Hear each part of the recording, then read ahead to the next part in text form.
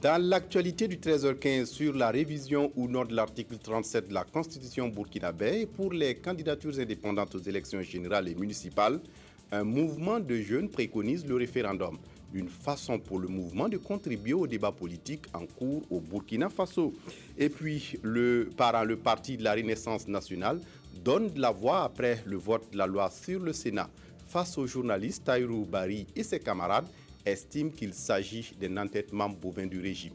Mesdames, Messieurs, bonjour et ravi de vous retrouver.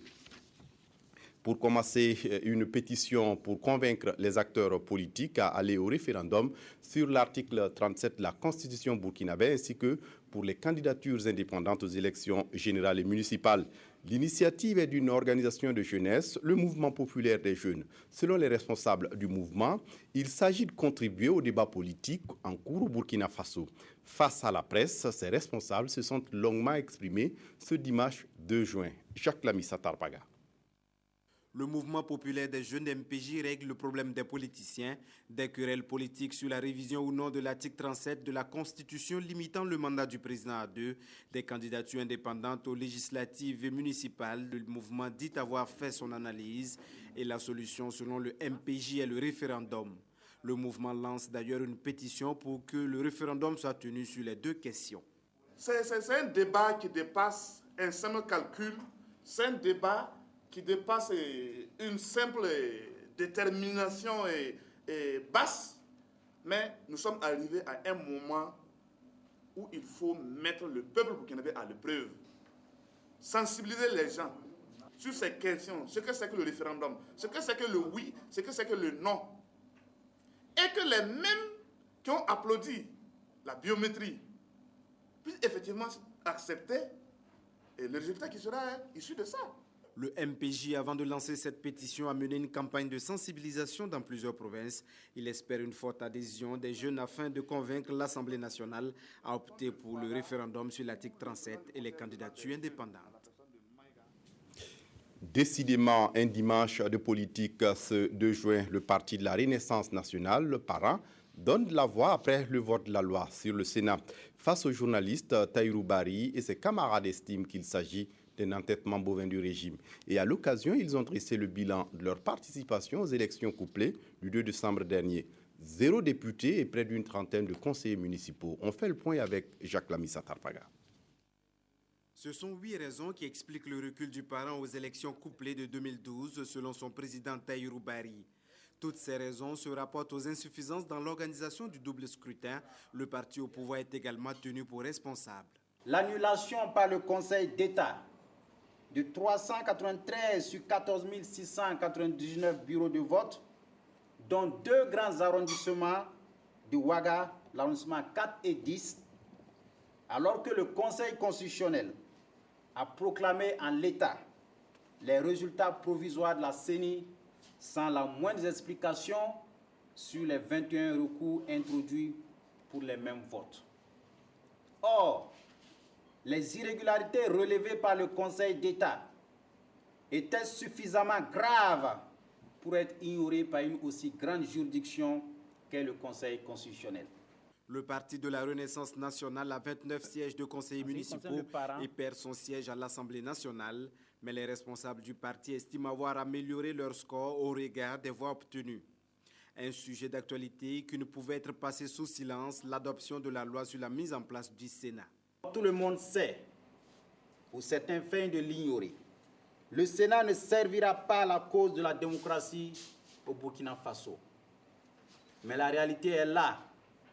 On ne peut jamais arriver à convaincre celui qui refuse d'entendre, disait Platon. Le bicaméralisme dans les vieilles démocraties est le produit de leur histoire. Le Parti de la Renaissance, comme on pouvait s'y attendre, s'insurge contre le premier mariage homosexuel en France. Pour Tahirou Barry, le Burkina Faso doit prendre des dispositions pour éviter ce qu'il appelle une contagion des mœurs déshumanisantes. À Nicéo, dans la commune rurale de Doloki, c'est dans le sud-est du Burkina Faso, la campagne agricole se prépare activement.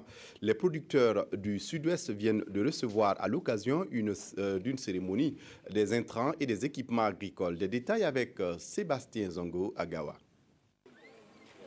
1500 charrues, 1400 tonnes de fertilisants minéraux et plus de 600 tonnes de semences améliorées pour aider à booster la production agricole de la région du Sud-Ouest. Les prix sont subventionnés jusqu'à 90% pour les femmes, 85% pour les hommes. Cette année, chaque producteur ou groupe de producteurs bénéficiaires recevra un paquet complet de services. Le bénéficiaire qui aura les semences améliorées, des variétés bien sûr, aura aussi les engrais, les fertilisants minéraux, le NPK, l'urée et l'équipement approprié pour pouvoir produire. Chaque commune est scindée en 3 groupes. Le premier sera bénéficiaire cette année, le deuxième l'an prochain et le troisième l'année suivante. C'est le nouveau mécanisme de distribution qui tire leçon de 5 années de pratique, qui se veut participatif et innovant à 3 niveaux. Au niveau, n'est-ce pas, du mode de sélection même des bénéficiaires, ensuite au niveau du mode de gestion et également une innovation extrêmement importante, c'est l'introduction, n'est-ce pas, du secteur privé dans la distribution. Le maire sera associé, le représentant de la chambre sera associé, mais jusqu'au CVD niveau village, chose qui ne se passait pas. Vraiment les éléments clés. C'est décentralisé jusqu'au niveau commune, au niveau village, je pense que c'est très beau. Ce mécanisme vise à rendre efficace l'aide de l'État aux producteurs en vue d'améliorer la sécurité alimentaire et les conditions de vie des ménages en milieu rural. Je leur ai fait part des efforts fournis par le gouvernement, surtout les efforts déployés par son Excellence, Monsieur le Président du Faso, pour appuyer nos braves producteurs en vue de les stimuler davantage. Pour 2013, l'opération coûtera près de 3 milliards de francs CFA à l'État pour les équipements au plan national. À Nadia Bonli, dans la Tapoua, les premières journées de l'éleveur se sont déroulées sur le site du marché Abitaï. Une exposition de produits, notamment les fourrages naturels ou cultivés, les produits laitiers, les œufs et les animaux, a permis d'apprécier les potentialités du domaine. Godefroy Bazier. Les journées de l'éleveur ont été une opportunité d'affaires et de brassage entre les producteurs qui ont pu montrer l'étendue de leur potentialité agro-pastorale. Ces journées ont été perçues comme un cadre de partage d'expériences entre les différents acteurs de la filière. Sur le plan pastoral, il n'y a même pas de problème. On peut évoluer, mais il ne faut pas s'arrêter là pour dire qu'on a gagné ou bien que ça va. Non, il faut intensifier, comme je l'ai dit dans mon discours, il faut intensifier l'élevage, parce qu'on a les possibilités et on a les bonnes volontés, parce qu'on a les hommes. Près de 85% de la commune de Patiaga s'adonne à l'élevage d'ovins, de bovins, de caprins, de porcins et de volailles. Une activité qui occupe de nombreuses personnes, mais le système de production animale est toujours traditionnel et se caractérise par la faiblesse de la productivité et des productions. Nous pensons qu'avec les partenaires techniques et financiers, nous allons toujours continuer à les accompagner pour mieux les équiper et pour les aider vraiment à montrer les produits, les très bons produits au niveau des ressources animales. Les organisations paysannes d'éleveurs et agro-éleveurs ont été fortement appuyées par le programme ADEL qui intervient dans la région de l'Est depuis 1999. ADEL privilégie les initiatives et l'engagement des bénéficiaires. Nous sommes totalement satisfaits en ce sens que ça crée un déclic pour les acteurs et en même temps de permettre de mieux apprécier le potentiel, notamment bovin et même bovin de la province et de la commune. Les journées de l'éleveur, au regard de l'engouement qu'elles ont suscité, sont désormais inscrites à l'agenda de la commune de Partiaga et le soutien de tous les acteurs est déjà acquis. Face au changement climatique, le Programme national d'adaptation à la variabilité et au changement climatique organise une réflexion sur la prise en compte de la question dans les plans de réponse et de gestion des catastrophes. Une trentaine de participants composés des acteurs de la décentralisation, les militaires et les paramilitaires, ainsi que les services de santé ont été conviés à la réflexion à Bobo Dioulasso. Sur place, on retrouve Christine Koulibaly pour le reportage. Le Burkina Faso n'échappe pas aux effets des changements climatiques. Pour mieux gérer les conséquences des catastrophes liées à ces changements climatiques, des instruments ont été mis en place, parmi lesquels le plan d'organisation des secours, plan ORSEC. La mise en œuvre de ce plan nécessite une implication des acteurs de la décentralisation, les militaires et paramilitaires et les agents de la santé. L'objectif donc de la formation est d'outiller donc les acteurs de la politique nationale de protection civile sur les méthodologies de prise en compte donc des scénarios climatiques dans les plans Orsec. Parce que les plans Orsec constituent déjà une réponse, une réaction donc positive pour les risques climatiques. Mais maintenant, il est question donc de réajuster donc le plan Orsec en fonction bien sûr donc des scénarios climatiques. Placé sous le thème adaptation au changement climatique en vue de l'amélioration de la sécurité humaine au Burkina Faso, la présente formation est assurée par le programme d'action national d'adaptation à la variabilité et au changement climatique PANA en collaboration avec la Direction générale de la protection civile. Ils entendent ainsi apporter leur contribution à la mise en œuvre de ce plan. Et les attentes au sortir de cet atelier de formation sont énormes. Nous souhaitons vivement que, à l'issue donc de l'atelier, que les plans Orsec soient effectivement mis en place au niveau communal, au niveau provincial et au niveau régional. De façon à ce que s'il y a une catastrophe importante, que justement on puisse donc les déclencher donc, et faire face donc à cette situation-là. De cet atelier, les acteurs de la mise en œuvre du plan Orsec sortiront plus outillés pour prendre en compte les effets des changements climatiques dans leur programme de développement, ce qui permettra de mieux ajuster les dispositifs en matière de prévention et de gestion des risques des changements climatiques. La gestion des aéroports en Afrique au centre de la première semaine des activités aéronautiques nationales débutée ce 1er juin à Ouagadougou. Une soixantaine d'experts discutent à l'occasion des nouveaux principes de gestion des aéroports. Nathalie Kaori. L'Agence pour la sécurité de la navigation aérienne en Afrique et à Madagascar veut vulgariser les nouveaux principes de gestion des activités aéronautiques nationales dans ses États membres. Tout au long de la semaine d'activité, plusieurs questions, dont celles relatives à la sécurité, à la qualité des services et à l'environnement des aéroports, seront abordées.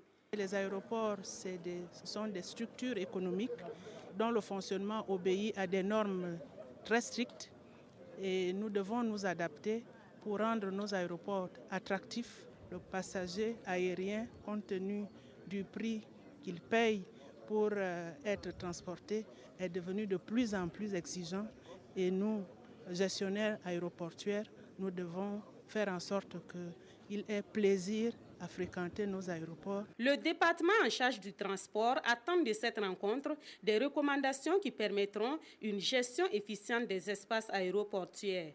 Nous souhaitons véritablement que ce soit une rencontre du donner et du recevoir, une rencontre où les vraies problématiques du secteur vont être abordées et les propositions de solutions pertinentes pour apporter des réponses, pour améliorer davantage la sécurité et la sûreté en matière de transport aérien puissent être proposées de manière à ce que nos gouvernements, évidemment, mettent ça en œuvre pour raffermir et renforcer davantage le transport aérien et notre instrument commun qu'est la SECNA au niveau donc, de notre sous-région. C'est la première fois que la SECNA organise ce type de rencontre.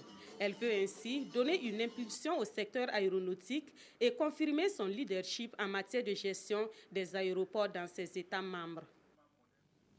L'ONG Angé Project permet à des populations défavorisées du village de Vouwagdo d'avoir un accès aux spécialistes de santé de manière périodique.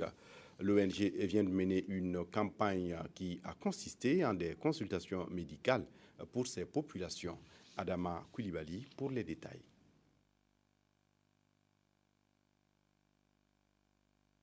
Comme 7 habitants de Wowodgo, ils sont des centaines d'hommes et femmes venus faire un bilan de leur état de santé. Cette opération périodique de l'ONG Angé Project a pour leitmotiv l'accès des populations défavorisées aux spécialistes de la santé qui sont les médecins. Nous savons que nos populations, généralement, ne se présentent à des formations sanitaires que lorsqu'ils sont malades. Alors que souvent, ils hébergent des maux qui, malheureusement, si ce n'est pas détecté à temps, ça arrive tard dans les formations sanitaires. Donc voilà pourquoi Angé Project pense qu'il vaut mieux de prévenir souvent que de guérir. Débutée le 31 mai, cette activité s'est poursuivie toute la journée du 1er juin à travers sensibilisation, dépistage, VIH-Sida et des consultations générales. Nous avons déjà diagnostiqué un certain nombre de pathologies chirurgicales que nous allons référer à l'association M-Afrique qui s'occupe du volet prise en charge chirurgicale. Et les autres, il y a des hypertendus que nous avons vus et d'autres patients avec des douleurs articulaires et ce sont des pathologies chroniques. Et nous sommes donc obligés de les référer au centre médical le plus proche pour une meilleure prise en charge. Alors, les gens sont venus pour connaître l'état de leur état de santé. Une fois qu'ils ont fait le tour, à notre niveau, nous voyons les résultats, nous les informons de leur état de santé et nous leur donnons les conseils nécessaires, soit pour les soins curatifs, soit pour la prévention de certaines maladies. C'est donc un acte salvateur pour ces populations qui demandent surtout sa multiplication. Nous venons souvent ici et on nous donnait des médicaments pour notre santé. Voilà qu'aujourd'hui des médecins sont venus pour nous aider, nous en sommes très ravis. Et s'ils pouvaient venir tous les 6 mois, ça serait plus bénéfique, dit cet habitant. Et pour la réalisation de cette activité, Hunger Project a reçu la collaboration de l'association Don de Dieu ainsi que l'association des étudiants en médecine de Burkina. Le président directeur général de Plan International en séjour au Burkina a fait le point de ses visites terrain. Nigel Chepman, en 2 jours, a pu rendre visite aux réfugiés maliens à Djibo, dans la province du Soum, ainsi que dans la région du Sahel, et s'est rendu aussi à Kaya, où l'ONG conduit d'importants programmes de développement. Claudine Bikaba. C'est une conférence de presse qui se veut une occasion pour le président directeur général de Plan International et son staff de faire le point du financement des projets au Burkina. Des projets qui concernent la construction des établissements pour l'éducation de la jeune fille, de l'eau et assainissement, des crédits d'épargne octroyés aux femmes et la protection des réfugiés. Ces interventions sont assurées par Plan Burkina. C'est un programme très professionnel, very good program, Le constat que j'ai eu après ma visite, c'est que nous faisons un très bon travail ici au Burkina et il y a un impact réel. J'ai vu ça, j'ai senti ça et j'ai discuté avec les gens et je veux que toutes ces personnes soient extrêmement contentes de ce que nous faisons ici au Burkina et c'est vraiment avec un sentiment de satisfaction que je retourne. Cette rencontre a été mise à profit pour faire non seulement le bilan des actions entreprises de 2009 à 2012, mais aussi de lancer le nouveau plan stratégique 2013-2015. Plan international veut, aux côtés de l'État burkinabé, aider à l'amélioration des conditions de vie des populations. On évoque dans ce journal l'installation du maire de Gomblora dans le sud-est. C'est le préfet du département de Gomblora qui a dirigé le cérémonial d'installation en présence de Sébastien Zongo. Le nouveau maire de Gomblora, c'est lui, Sansanda, un adjoint administratif à la retraite qui reprend du service à la tête d'un conseil municipal de 154 membres issus des 77 villages de cette commune rurale. Je m'aligne avec le philosophe français qui disait que c'est au pied du mur que l'on reconnaît le maçon. Ceci pour dire qu'avec le conseil municipal entrant, nous nous engageons à accomplir dignement notre mandat que je mets sous le signe de la bonne gouvernance, de la cohésion sociale et de la rigueur au travail. Le travail commence déjà par l'élaboration du nouveau programme communal de développement, dit le maire, avec l'accès à l'eau potable et à l'assainissement, l'éducation, la santé et l'environnement comme domaines prioritaires pour imprimer le changement voulu par son parti d'origine, l'UPC, l'Union pour le progrès et le changement. Un changement qui n'apporte rien de nouveau et ça ne vaut pas la peine. Or, nous vendons notre idéologie, un changement pour un développement mieux partagé. Un développement que les près de 20 000 habitants de la commune de Gomblora espèrent pouvoir apprécier en réalisation concrète. Si le maire peut vraiment nous construire un marché. Et nous avons aussi un problème de forage. C'est le terrain de football. On a un terrain qui n'a pas bien aménagé. Et puis une maison des jeunes. Voilà, c'est notre première préoccupation. Les préoccupations sont nombreuses et le maire demande la contribution des partenaires au développement et de tous les ressortissants de la commune pour répondre aux besoins des populations. Une compétition qui devrait intéresser ceux qui aiment les énigmes mathématiques, le championnat de mathématiques et de logique organisé par une jeune association d'étudiants. Karim Namouano pour les détails. Mohamed Traoré confirme tout le bien que l'on dit des élèves du Britannique militaire du Kadiogo. Premier du championnat de mathématiques et de logique, il reçoit, tout comme son aîné, l'étudiant Désiré Saba, un trophée et les récompenses dues à leur sacre. Mais je crois que tout élève devrait persévérer, essayer de persévérer dans ses études, y mettre vraiment de la volonté et surtout avec beaucoup de courage. Pour moi, c'est un prix d'encouragement parce que j'ai aimé les maths il y a longtemps. J'étudie même les maths à l'université. Je crois que ça m'encourage à apprendre davantage et ça a été vraiment formateur. La meilleure des filles et le plus jeune des 550 candidats ont eux reçu, en plus des attestations, des chèques d'une valeur de 500 000 francs chacun. Pour le comité d'organisation, beaucoup reste à faire. Même au Ouagadougou, il y a des écoles qui n'ont pas pu participer, puisqu'il y avait un manque de moyens pour pouvoir coordonner tous les établissements. Donc les moyens qui nous sont permis de faire, c'était juste pour pouvoir... c'était quelques établissements, c'était pas beaucoup. Au-delà des lycées et des universités de Ouagadougou, le comité d'organisation espère élargir l'année prochaine le champ de la compétition aux établissements d'enseignement secondaire et supérieur de Burkina Faso. Mohamed Traoré sera-t-il encore premier? Il le souhaite de tout cœur. Pour terminer, on évoque cette nuit de prière de l'Association pour le développement de l'islam, une nuit qui a servi également à diffuser des messages sur la tolérance religieuse et de dialogue interreligieux. Adama Koulibaly. Dialogue interreligieux comme facteur de paix et de développement, c'est ce thème qui a réuni les responsables religieux et autorités politiques en cette nuit du 1er juin. Une nuit organisée par l'Association pour le développement de l'islam qui se veut non seulement un cadre pour le renforcement de la cohésion sociale entre les musulmans, les chrétiens et les coutumiers, mais aussi de communion pour la paix au Burkina Faso. Dans un monde secoué par les crises, et si nos parents qui sont conscients de la réalité, nous n'œuvrons pas pour la paix, pour le bonheur de nos enfants, qui le fera à notre place.